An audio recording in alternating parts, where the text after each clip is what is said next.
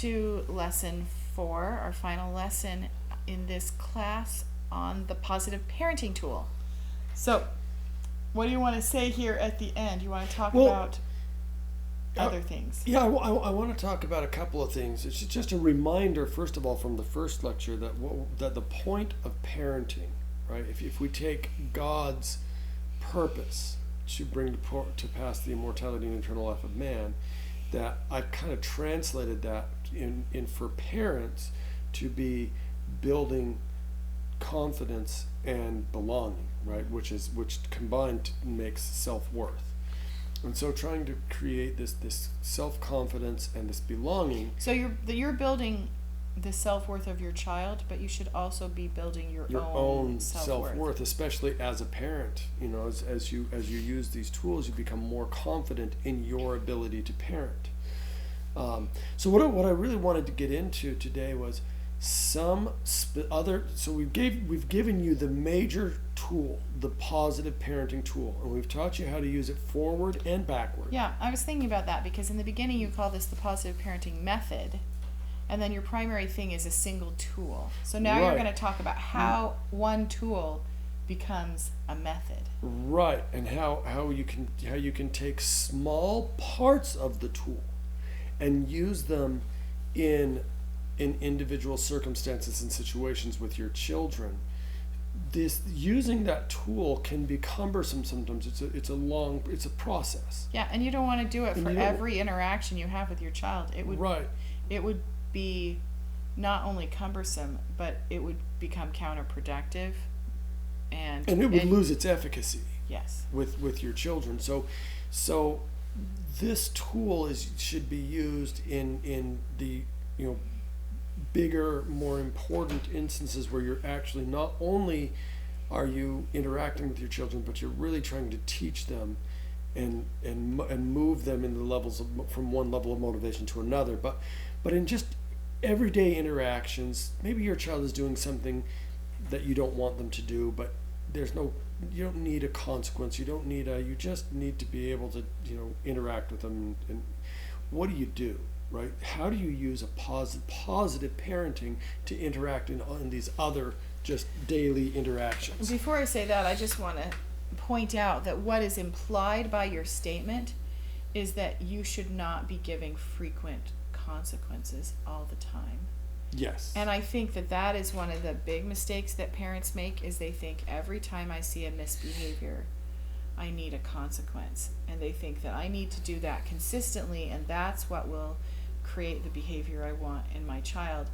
But a lot of parenting is doing things that are going to help you avoid having to give consequences. Correct. And I want to share with you an experience with a sister on my mission and her 4 teenage daughters. And she, when we came to her house the first time, and she and her daughters were feeding us once a week. We would go there for lunch, and the first time we went there, the house was in chaos, and the girls were yelling at their mom, and the mom was yelling at the girls, and just everybody was so unhappy. And as we were sitting and eating, the girls didn't even want to be where their mom was, and so we ate outside because there were no priesthood holders there. So we would eat outside, and the mother came and sat with us, and while we were eating, and she asked us. She says, what do I do about my daughters? And here we were, these young missionaries, and I think I was 20, might have been 21 at this point, because this was later in my mission. But so I was probably 21 years old, and here's this woman with 4 teenage daughters asking me, what do I do about my daughters? And I kind of prayed, and it's like, Heavenly Father, I don't know how to answer this woman. But an inspiration came. And this inspiration is something I have used ever since. And that was, I asked her, I said, so what's happening? Right? Now, you might notice that That's in your This positive is parenting the tool. positive parenting tool, right? We're rewarding, Sitting down together. sitting down together with a reward for our attention. I'm asking her what's going on, right? So it's just that's just kind of beside the fact. I didn't even think about that until just now. It's interesting though that even that early I was using this. But anyway, she explained to me what was going on, and she was telling me that her daughters were disobedient and they just wouldn't listen to her, and she was just so frustrated. And I said, well, what are you doing to get them motivated to do what you want them to do? And she says, oh, I just tell them, and of course I was in Nicaragua, so this was in Spanish, and she says, I just tell them I'd hit them. Yeah, If te pego. Te pego, and she do it just like, te pego, if they don't do what I say. And I said, well, do you follow through? Do you hit them? And she said, no, I've never hit my daughters. I said, well, okay, so you got a couple of problems, right? You're threatening your daughters, and then you're not following through with the threat. Why would they listen to you? Anyways, so I said, here's what I want to change one thing. I just want you to say, I'm going to kiss you, instead of I'm going to hit you. So in Spanish, it's te pego is I'm going to hit you, but te beso is I'm going to kiss you. So just say te beso. And I said, but if they don't do what you ask them to do, you have to follow through. You have to kiss them. And she just kind of chuckled and was like, yeah, whatever. And we went away and, spent the week doing our work. And then the next week when we came back for lunch again at that house, everything had changed. It was the most amazing experience. The house was calm and quiet. The girls were all working together with their mother, getting lunch made. And they all came out and sat with us to eat. And I asked her, I said, sister, what happened? And she said, oh, I did what you said. And I looked at the girls and I asked the girls, I said, what happened? And they said, Mom has become so nice. She's so sweet and she kisses us all the time. and the thing is, the one thing, all that she needed to change was that one word.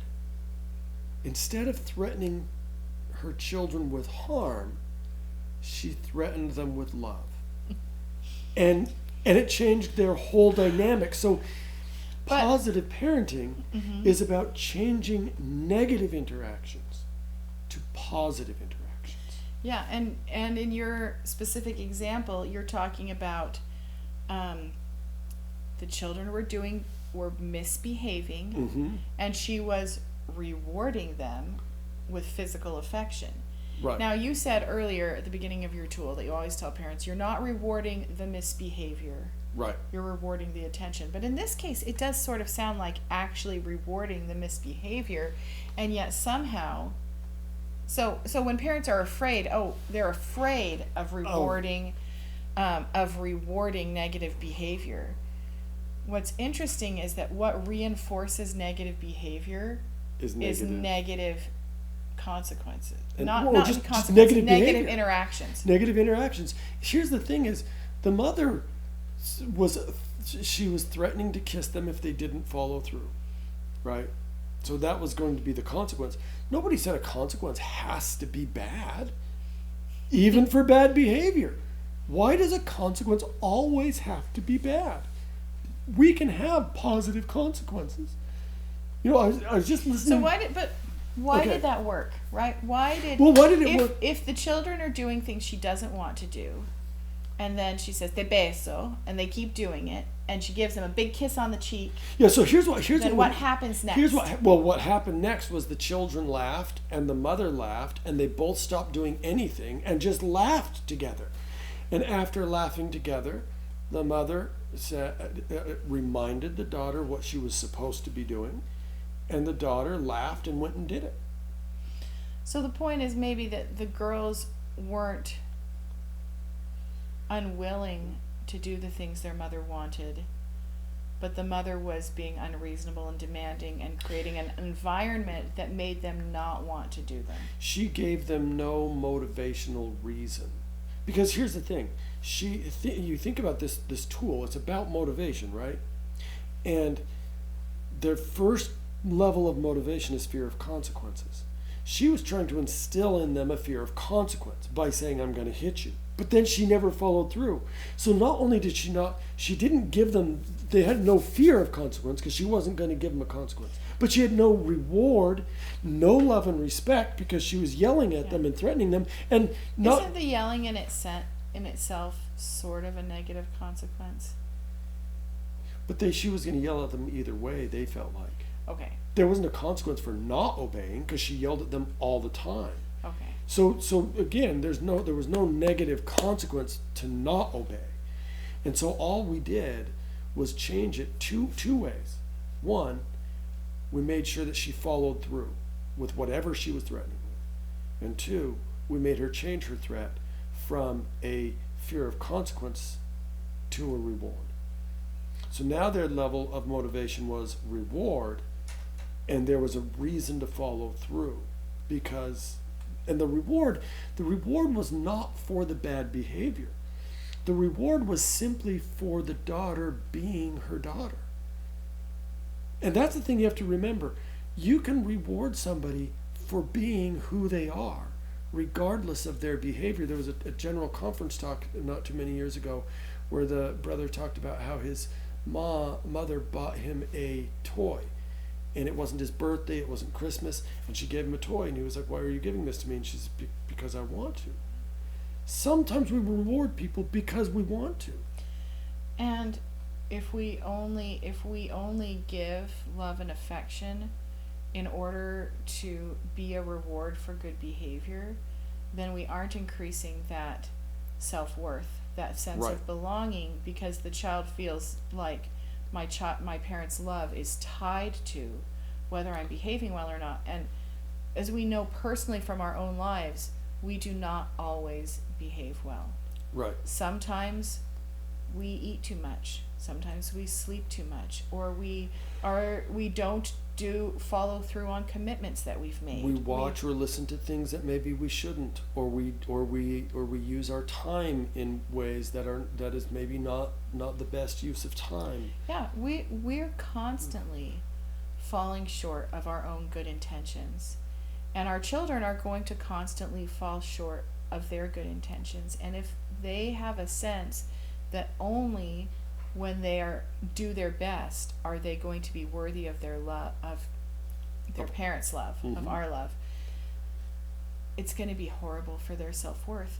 And so what I love about this story is that you're saying express love when your children are behaving well, and express love when your children are misbehaving. They Absolutely. need to feel your love all the time so that they know that your love is not dependent on their choices in any way. Right. And at the same time, do that without avoiding giving them consequences. And remember, so it's not just one or the other. It's not just, we have to be loving all the time, and so then our kids get to walk all over us, or we need to withdraw our love so that they feel the weight of their misbehavior. Right, absolutely. And remember, consequences don't have to be bad. We don't have to be mean to our children because they misbehaved. Now, again, use the full positive parenting tool when there is serious misbehavior that needs to be taught, and you need a moment to really teach your child.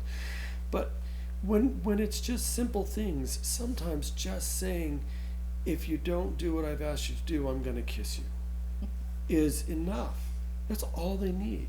Now, something else that you brought up was the belonging, and I think this there's another tool I want to give you that I mentioned in the beginning of our first lecture, our first class, and that was the naughty stories. Oh yes, you did say you would come back to that. And I do think this is such an important positive parenting tool, because our children need to feel like they belong. And here's something that happens a lot of times with children. They look at adults and they think that adults don't make mistakes. And it's partly because you've grown and you've learned not to make some of the simple mistakes that children are still making. Now, we've talked just now about some of the mistakes that we do make, but children don't see those as mistakes because that's not what they don't recognize those mistakes, and so they'll look at you and they think that you don't make any mistakes, and that makes them feel like they can't fit in and belong with you. And so it's important from time to time to share with your children stories from your childhood of mistakes that you made that they will understand. That's why I say naughty stories are really important. Children love hearing the stories about you misbehaving. In the book Little House in the Big Woods, which is a sort of autobiographical fictional account of Laura Ingalls Wilder's childhood, she tells stories that her father told her when she was a little girl. And one of the stories is a story about her grandfather, her dad's dad, when he was a boy, and he and his brothers were making a sled, and they got finished just barely before Sunday, and they weren't supposed to sled on Sunday. And so the story goes, in the Sunday afternoon, their dad is asleep, and they sneak out to the top of the hill, and they take the sled, and they're going to slide down just one time as quietly as they can, and they get halfway down the hill, and then you see you're smiling already. It's a great story, right? Yeah. And there's a pig that walks out, and so then they're sliding under, the pig is on the sled with them, squealing, and as they go by the house, the dad is standing in the doorway as they're sliding by with the pig on the squealing pig on the sled. Yes. Yeah, and you love the story. You see, you love the naughty story. Absolutely, I love too.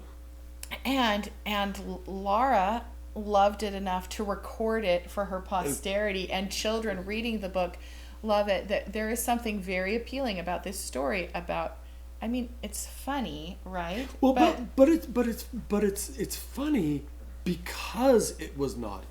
Yeah. It wouldn't be funny if there was no rule about going sledding on Sunday, and they just went sledding and they happened to hit a pig and the pig. I mean, it would be a little bit humorous, but nothing like having Dad standing in the doorway on the Sabbath day and you go sliding by. I mean, it's hilarious because it's naughty, and kids love naughty stories because it helps them feel like they fit in. So naughty stories about yourself, naughty stories about your parents, naughty stories about your grandparents.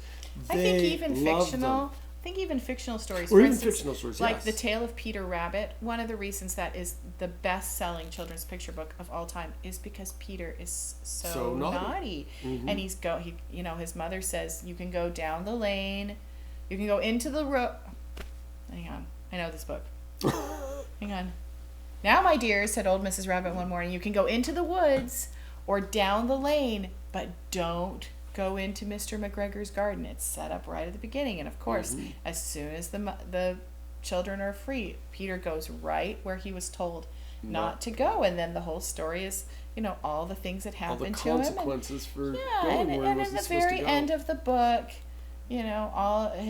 he is not feeling well, and his sister rabbits get blackberries for supper, and he doesn't get any. But a big part of the appeal of that is the naughtiness. And right.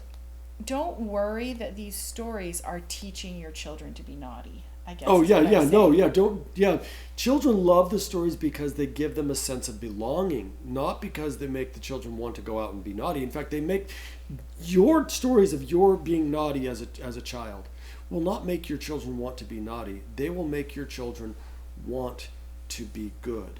And some stories can be like actual disobedience, like Peter Rabbit, and some can be stories of things that happened where you just made foolish mistakes. Oh, yeah. I'm thinking of one from my mom's childhood where many people have a story where they accidentally wrecked a car, and my mom has a story like that. And it's partly the way she tells it, and you can feel the embarrassment and the shame, and knowing that she was doing something mistakenly foolish, mm-hmm. And yet it was all okay in the end. It's all okay. Right, and the wonderful thing is children, this is the thing, children are not going to go out and be naughty because you told them a story of you being naughty, or be stupid because you told them a story about something you being stupid. They're actually going to learn from those and not do them. That's the wonderful thing about it, is number one, they get that sense of belonging. Oh, mom or dad did the same types of things that I do wrong, or grandma and grandpa, or whoever it is. But they'll look at you and they'll still see you as being, you're not making those mistakes, and it will make them want to be more like you now. And it's just a wonderful tool. I think that's true. Even if the story doesn't have to show the consequences in the end. Oh no. I'm thinking you all like to tell the kids stories about when you lived in Wyoming and the snow was as high as the house. Oh, and yeah. Sneaking up in the middle of the night to go on the roof of the house and jump into snowdrifts. Snowbanks, yeah. And then come in the house and get warm by the fire and go. And then go out and do it again. So that was obviously naughty. Your parents didn't want you sneaking out well, in the and middle of the we were naughty because we were also doing it in our underwear. So. Oh, anything with underwear makes the story more fun for kids. Yeah, and we were doing it in our underwear, so we're basically naked, jumping in snow, and then swimming in through the snow into the house, getting warm by the fire, and then going and doing it again. My mom would have been beside herself if she knew what we were doing. She didn't know, and she never knew. I don't know that she even knows to this day. But that's certainly something my brothers and I would do. My kids love that story. They love to hear those kinds of things about... Does it make them less likely to jump off a roof in the middle of the night into a snowbank? See... We don't live near a place where we have lots of snow. You know, I'm just saying sometimes the story doesn't necessarily discourage no, the behavior. The point is not, because you were bringing that up, that the stories will discourage the behavior. That's not the point. You don't tell these stories in order to say, and the moral of the story is, we caught a cold and we all died. You know, to be honest, if I lived in Wyoming and my kids got down to their underwear and ran and jumped in the snow, and I probably wouldn't be all upset. So I guess that's kind of what I'm bringing up. It's not a big deal. No, but the thing is, what we're trying to create with naughty stories is belonging. And that don't worry about them imitating the behavior, but the point of the stories is not to discourage the negative behavior. Right. The point of the stories is the belonging. Right, it's to create the belonging. So that's one of the things that we can do to create belonging. And remember, the point of all of these things is to create positivity in the relationship between ourselves and our children, and for us as parents to remain positive in our parenting. And so another tool that Jessica referred to earlier was the I'd be happy to. And this is one that our children developed actually when we did a positive parenting experience with them. But I've used it a lot since then. And now I do use it a lot with children and have them say to their parents, I'd be happy to. But isn't it amazing? You can use it as a parent. You can use it as a parent. And when your children ask for something, rather than rolling your eyes and being like, oh, fine, I'll read this book, but I'm really tired and it's the 10th time. And wouldn't it be nice if instead, when your child asked you to do something, if you just said, I'd be happy to? So if they say, can I have a drink of water? Or would you get me a drink of water? Oh yeah, would you get me a drink of water? Would you get me a drink of water? I'd be happy to. Rather than, just using that phrase, I'd be happy to, creates a positive atmosphere within the home. And if you want your children to use that phrase, you probably ought to use it yourself. You probably ought to be doing that. When your children are asking you for something and you can do it, I'd be happy to. So when my son asks me, Dad, will you play a game with me? I'd be happy to. Rather than... And if you can't do it right now, you can still use this tool, because you could say, I'd be happy to when I'm done with my work for the day or for the week. Sometimes it might have to be, I can't even do that thing today. It'll have to be on the weekend. But I'd be happy to as soon as I'm able. Right. So using the phrase, I'd be happy to is going to be really key to creating a positive atmosphere and relationship between you and your children, and giving you a positive attitude towards parenting your children. And I think it's a really, really important tool, and it's one that I really encourage everybody to use it on a regular basis. I think you had one more positive tool you wanted to talk about before we're done today. Yeah, just really quickly, and it's very similar to the I'd be happy to. I'd be happy to is the phrase that we use when somebody asks us to do something for them, and it's something that we really will do for them, right? This tool is when somebody really frustrates you, like, yeah, this is when you're having conflict with a child over anything. Yes, then this tool, I tell people to say, before you say anything else, tell your child, I love you more than, and you're going to say whatever is involved. So I'll give you a quick example. My daughter one day drew a squirrel on the wall. And I love this story because when I asked her about it, I was like, did you draw that squirrel that's on the wall? She said, which wall would that be? Yeah, exactly. She was way too old to be drawing on the wall when this happened. Sure, but the point is, when you see the wall, right, and there's this desire to be like, who's drawing on the wall? And you're just frustrated, and I didn't feel that upset about it. No, but as you an might example, be, and so the point is, what you would do in speaking to this child, to our daughter, you would say, I love you more than the wall. And then you would engage about what happened. I love you more than this wall. Do you want to tell me what happened? Why is there a squirrel on it? But if you start by making sure that they know I love you more than whatever you're upset about. Your teenager wrecked the car. Yeah, You I say, love you more than the car. Love you more than the car. Let's talk about what happened, right? And the thing is by saying I love you more than whatever's the thing is. Let's see if we can have an example that doesn't involve a physical object. You're having conflict over something, because we've talked about a Such wall as, and a car. Yeah. What's something you have? You're having conflict with, let's say, a teenager again, with your teenager over when they should be home at night. Okay. So, I love you more than. What? In that case, I would say, because this is for me, I don't go to sleep if my kids aren't home, and so I might say, I love you more than sleep. And you know that I don't go to bed until you're home. It'd be nice for you to be home in time for me to get to bed at an hour that's decent for me. But I'd say I love you more than sleep in that case for myself, because of that connection, right? If I'd asked my child to wash the dishes and they didn't do it, I love you more than a clean kitchen. Right? I love you more than whatever it is that's frustrating me. And then I can talk about what's frustrating me. That creates that positive beginning to that discussion. It helps me to stay calmer, and it helps my child to know that regardless of what has just happened, I love them more.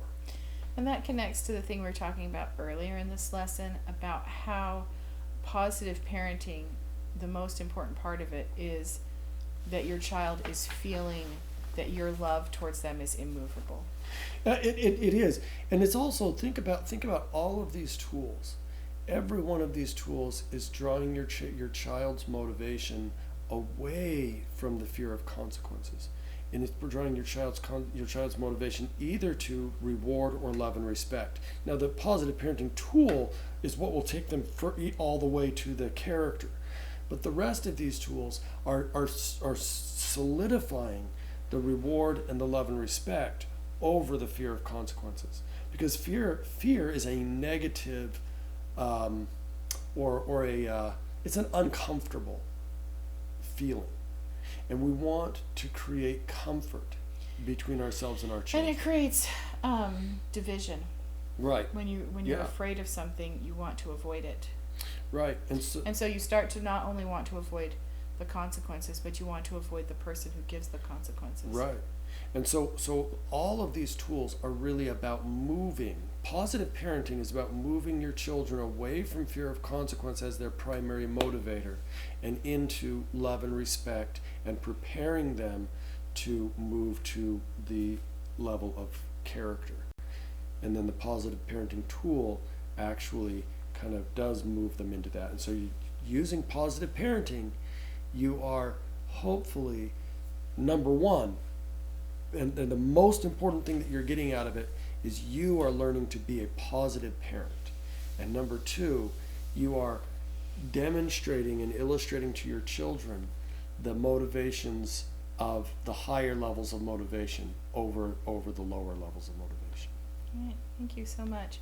Do you have final homework for this class? Yeah, I do. Here's my homework. I want you to take one of the 4 tools that we've talked about in this class, and I want you to use one of them at least once every day this week. All right. So list off the 4 tools. So real quick. so I'm trying to think. We've got the naughty stories.